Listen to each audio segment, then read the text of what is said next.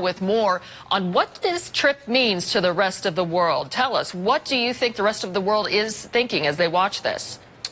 Well, I think it's important to note, and you had talked about it earlier, that Donald Trump's actually the 13th president at this point to deal with North Korea and the issues there between North and South Korea.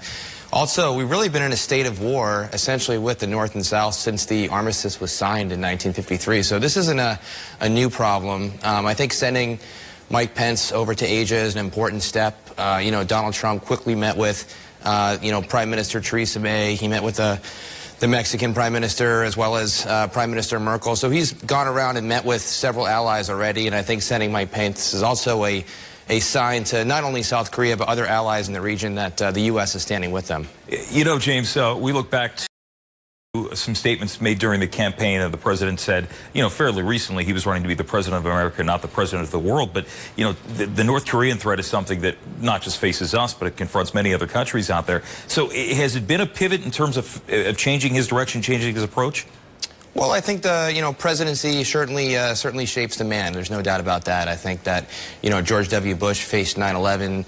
President Obama led a surge into Afghanistan, and I think the threat with North Korea is real, and it is something that needs to be dealt with. I think that it was very good that he met with the Chinese premier last weekend in Florida and had good discussions with them. I think they're off to a good start, and it's positive that the U.S. has relations there with the Chinese. And the Chinese are important players here in the sense that they obviously have a strategic interest in North Korea and what happens there. And I think how the U.S. is able to work with the Chinese on this is going to be important. So I think one thing he did bring to us with the campaign was his promise to negotiate and his ability to negotiate on behalf of the American people. And I think he's doing that in a couple of different facets here.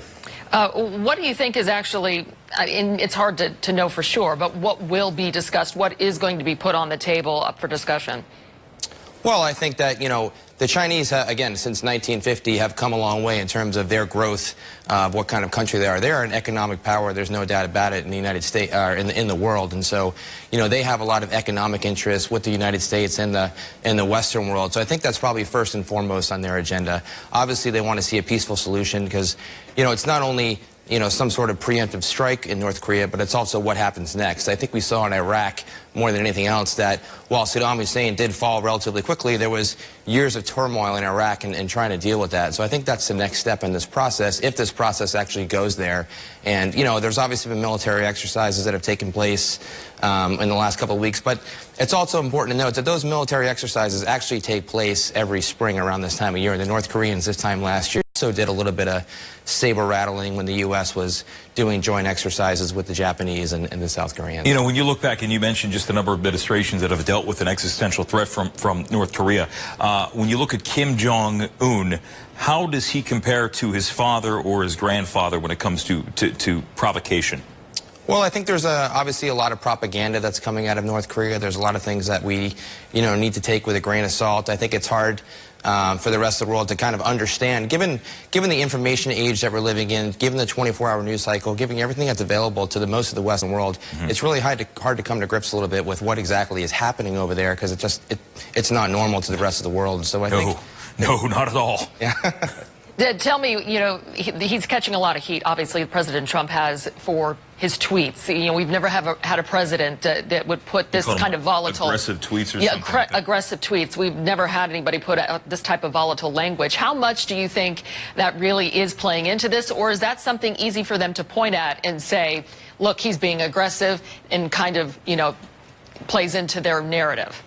Twitter diplomacy is something that's definitely new that we're coming to grips with. Right. There's no doubt about that. But I would also say that, most of our foreign allies and adversaries, I'm sure, are going through those tweets very closely. I mean, I think you noticed even when Secretary Tillerson was meeting with Vladimir Putin and his team last week, President Trump also put out a tweet saying that he hopes that Russia and the U.S. will come to a peaceful solution on many things. So I think at the same time, he's actually able to leverage Twitter to send some signals when he wants to, and he kind of cuts out the middleman in the sense of getting the word out to who he wants to. All right. James Norton, good seeing you tonight. Hey, happy Easter. Same to you. I was just going to say that. You beat me to it.